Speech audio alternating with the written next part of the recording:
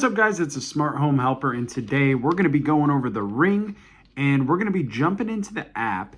And what we're going to do is we're going to show you how to remove a Ring device. So I know I've made previous videos where we've gone ahead and we've factory reset the device. There's tons of different videos, but today we're going to jump in, show you how to remove it on the app. So let's go ahead and walk through that. All right, so you'll go ahead and start off in the Ring app. You're going to hit those three dots on the device that you want to remove. From here, we're going to hit the upstairs settings or the settings on the bottom, and you're going to scroll all the way down to the bottom where you see device settings. From device settings, you're going to go down to the general settings tab. From here, it's as easy as just hitting that remove a device button, and that's where it's going to be located, and it's going to get removed off your app. There you guys go. That is our Ring help of the day or of the week.